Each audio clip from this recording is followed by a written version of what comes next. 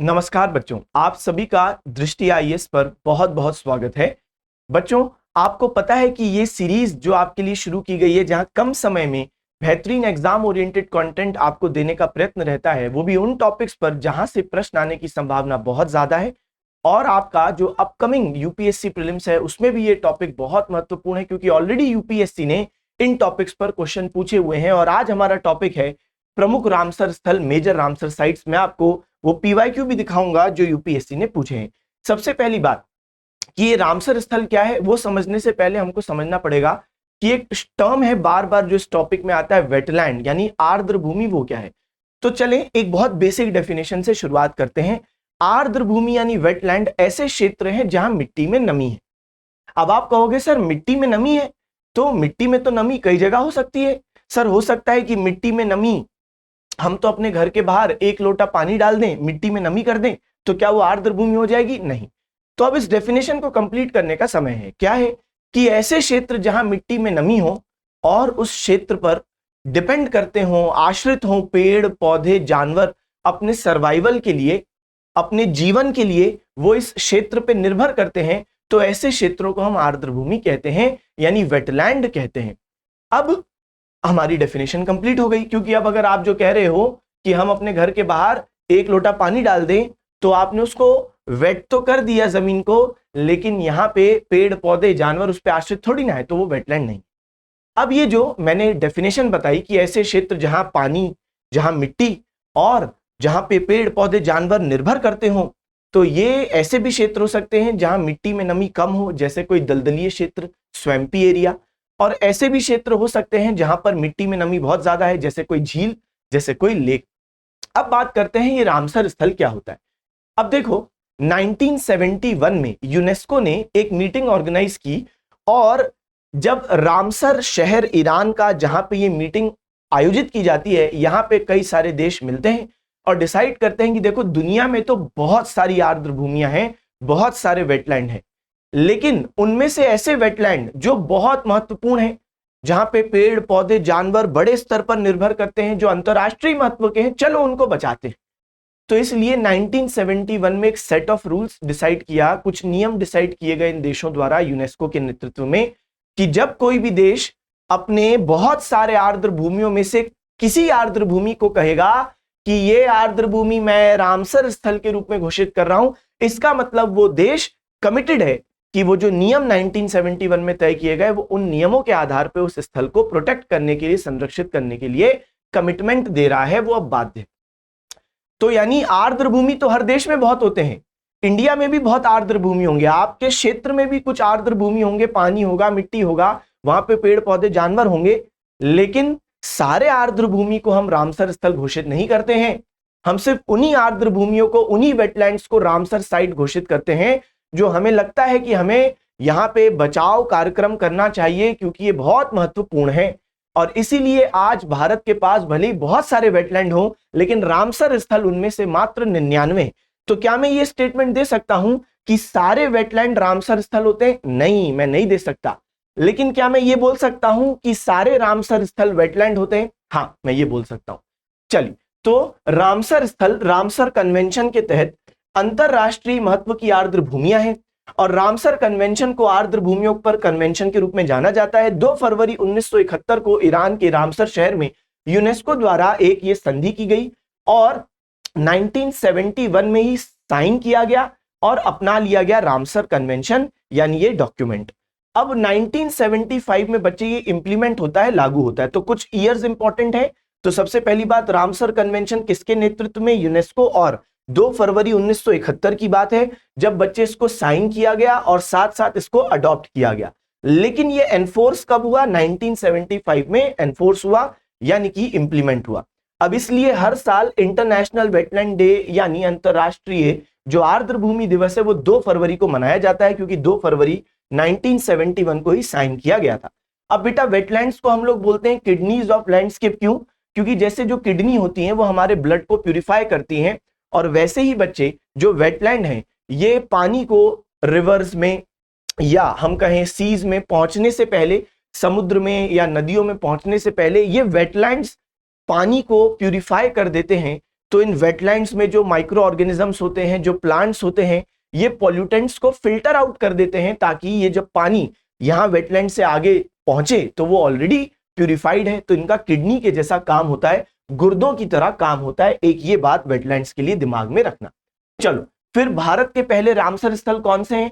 तो 1981 में इंडिया ने चिल्का झील उड़ीसा और केवलादेव राष्ट्रीय उद्यान, जिसको पहले भरतपुर बर्ड सेंचुरी बोलते थे, इनको डिक्लेयर किया पहला रामसर स्थल।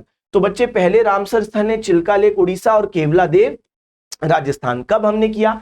1981 में इंडिया ने कमिटमेंट दिखाया कि हम इन दो साइट्स को प्रोटेक्ट करेंगे उन नियमों के अनुसार जो 1971 में रामसर कन्वेंशन में तय हुए, हम प्रोटेक्ट करेंगे। और जब भी कोई देश कहता है हम प्रोटेक्ट करेंगे, तो बेटा फिर वो आपको नियम 1971 वाले मानने होंगे, आपको साफ सफाई रखनी पड़ेगी, एल्गी शैवाल से बचाना पड़ेगा। इन रामसर स्थलों में फिर किसी भी प्रकार का औद्योगिक कचरा, इंडस्ट्रियल वेस्ट, डोमेस्टिक कचरा, घरेलू कचरा नहीं गिरने देना है।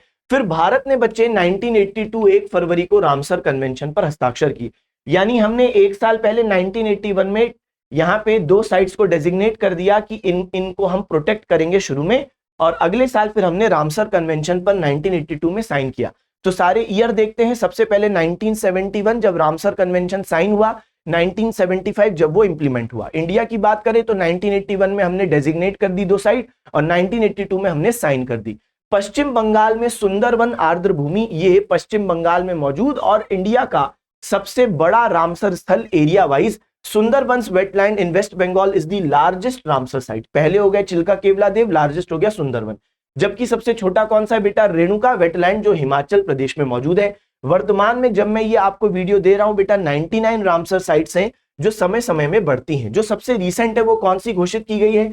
तो जो सबसे रिसेंट है, union ministry of environment, forest and climate change, जो पर्यावरण मंत्रालय है, उसने शेखा झील बर्ड सेंचुरी, जो उत्तर प्रदेश के अलीगढ़ में है, इसको इंडिया की 99th रामसर साइट अभी अप्रैल 2026 में हाल ही में डिक्लेयर किया है। इससे इंडिया की टोटल रामसर साइट 99 हो गई और उत्तर प्रदेश की टोटल रामसर साइट 12 हो गई। ध्यान दें, इंडिया में सबसे ज्यादा रामसर साइट किस राज्य में है? तमिलनाडु। बेटा तमिलनाडु के पास 20 रामसर स्थल है, और फिर सेकंड नंबर पर है आपका उत्तर प्रदेश 12। तो एक ये फैक्ट एग्जाम में पूछ सकता है कि इंडिया में सबसे ज्यादा तमिलनाडु 20 और उत्तर प्रदेश 12। और सबसे रिसेंट वाली कौन सी है?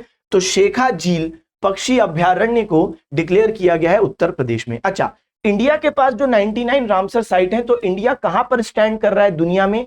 इंडिया तीसरे नंबर पर है, यानी हम बहुत अच्छा कर रहे हैं। यूनाइटेड किंगडम के पास 176 रामसर स्थल है और मैक्सिको के पास 144, जबकि इंडिया के पास दुनिया में third highest number of Ramsar sites हैं, और इसका मतलब है 99 साइट्स।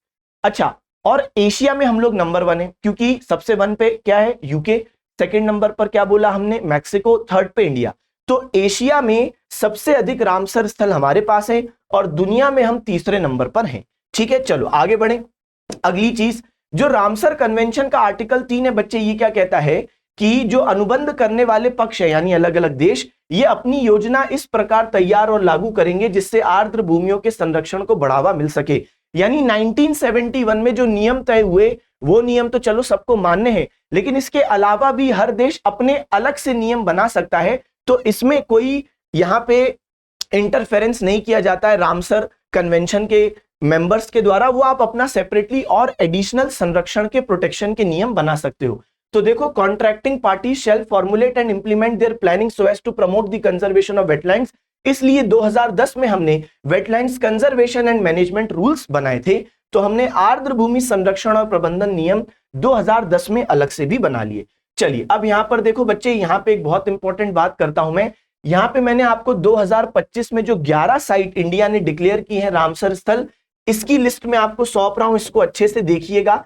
तो ये पूरा का पूरा फैक्चुअल डेटा है कि कौन सी रामसर स्थल कहां पर मौजूद है। तो इसको अच्छे से इसलिए देखना, ये मैं 2024 का भी आपको लिस्ट दे रहा हूं। 2024 में 10 रामसर स्थल ऐड हुए थे, 2024 में 10 ऐड हुए थे, बिल्कुल फैक्चुअल डेटा है। 2025 में 11। मैं क्यों आपको ये डेटा दे रहा हूं? क्योंकि ऑलरेडी यूपीएससी ने ऐसा क्वेश्चन पूछा हुआ है कि जहां पर आपको एक साइट पे मिलते हैं रामसर स्थल और सामने आपको मिलता है कि वो कहां पे स्थित है। तो इसलिए ये डेटा जो मैंने आपको दिया, इसको अच्छे से दिमाग में रखेंगे।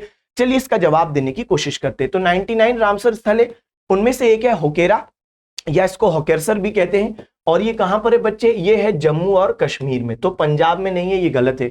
रेणुका इंडिया का सबसे छोटा रामसर स्थल है, ये हिमाचल प्रदेश में सही है। रुद्र सागर लेक ये त्रिपुरा में है, ये रामसर स्थल है, ये भी सही है। सस्तम कोटा की बात करें बच्चे, ये केरल में मौजूद है सस्तम कोटा, तो इसलिए ये तमिलनाडु में नहीं है, ये गलत है।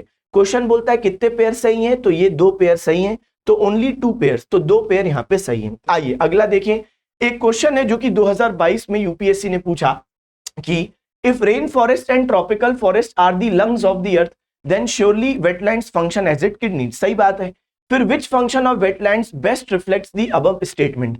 क्यों हम लोग वेटलैंड्स को किडनी कह रहे हैं, तो दिए गए ऑप्शन में से आपको कुल मिला के वो बताना है। चलो, तो क्यों हम लोग आर्द्र भूमियों को गुर्दे कहते हैं, तो आर्द्र भूमि जल चक्र में सतही अथवा उप मृदा रिसाव और वाष्पीकरण शामिल है। तो हर वेटलैंड में या हर नॉर्मल साइट में आप देखते हो सरफेस रन ऑफ, सब सॉइल पर्कुलेशन और इवेपोरेशन होता है, तो कोई नई चीज है नहीं, और इसमें कोई किडनी वाली बात नहीं है। Algae form the nutrient base upon which, ना, इसका कोई किडनी वाली बात नहीं है। Wetlands play a vital role in maintaining sedimentation balance and soil stabilisation, कुछ हद तक ये बात ठीक है, लेकिन किडनी वाला रोल देखना पड़ेगा। Aquatic plants absorb heavy metals and excessive nutrients, ये एकदम सही है। मैंने पहले ही बताया आर्द्र भूमियों में जो जलीय पौधे हैं वो फिल्ट्रेशन का काम करते हैं, जैसे वो अतिरिक्त पोषक तत्व या भारी धातुओं को एब्जॉर्ब कर लेते हैं ताकि ये पानी प्यूरिफाई हो जाए और फिर ही वो पानी रिवर या सी में जाए। तो बच्चे यहाँ पे डी इसका एकदम सही जवाब है। फिर देखो एक और क्वेश्चन 2019 में यूपीएससी ने पूछा, रामसर कन्वेंशन में यहाँ पे 3 स्टेटमेंट है। सबसे पहला, it is mandatory on the part of government of India to protect and conserve all the wetlands. क्या सभी वेटलैंड्स को बचाना है? नहीं, हम सभी को नहीं बचा सकते, इतने सारे वेटलैंड हैं, हम सिर्फ 99 को बचाएंगे ना, जो हम कमिटमेंट दे रहे हैं। तो यहाँ पे लिखा है कि सभी वेटलैंड्स की सुरक्षा और संरक्षण करना होता है, ऐसा नहीं है भाई, सिर्फ 99 जो हम डिक्लेयर कर रहे हैं हमें उनका करना है, तो अभी हम 99 को डिक्लेयर किए हुए। Wetlands conservation and management rules 2010 were framed by government of India based on the recommendation of Ramsar convention. नहीं बच्चे, यहाँ पे हम लोग रामसर कन्वेंशन का कोई रिकमेंडेशन नहीं है, हर देश की खुद की इच्छा है कि वो अलग से कौन से नियम बनाना चाहे, इसमें रामसर कन्वेंशन का कोई हस्तक्षेप नहीं होता है। Wetlands conservation and management rules 2010 encompass the drainage area और catchment regions of the wetlands as determined by the authority. अब जैसे मान लो कोई लेक है और उसमें यहाँ पे कोई स्ट्रीम है जिसका पानी गिर रहा है, तो क्या जब हम लोग किसी वेटलैंड को बचा रहे हैं तो वहां पर अगर हम ये बोल रहे हैं कि हम यहाँ पे जो कैचमेंट एरिया है इसको भी बचाएंगे, या हम कहें कि जो ड्रेनेज बेसिन है जहां से पानी आ रहा है इसको भी बचाएंगे, तो क्या ये कर सकते हैं? ये बिल्कुल कर सकते हैं। और आप खुद सोचो, अगर इसी को हमने पॉल्यूटेड रहने दिया तो ऑटोमेटिकली ये तो पॉल्यूटेड रहेगा ही, इसलिए इसको बचाना है तो ये जो ड्रेनेज बेसिन है जहां जहां से और भी जो चीजें संबंधित है उस वेटलैंड से उसको भी बचाना ही होगा। तो ये कॉमन सेंस से बनने वाली चीज है, तो ये तो 3 सही है। तो यहाँ पे सही जवाब है C3 ओनली। ठीक है, चलो आशा है आपको ये वीडियो अच्छी लगी, इसी तरीके से जुड़े रहें। एक क्वेश्चन कमेंट सेक्शन में जवाब दीजिएगा, देखते हैं कौन बच्चा अच्छे से सुन रहा था। इंडिया की सबसे बड़ी वेटलैंड साइट क्या है और कहां पे है, कमेंट सेक्शन में बताइएगा। धन्यवाद। अब एग्जाम की तैयारी को और बेहतर करने के लिए हमारे चैनल को लाइक, शेयर और सब्सक्राइब करना ना भूलें।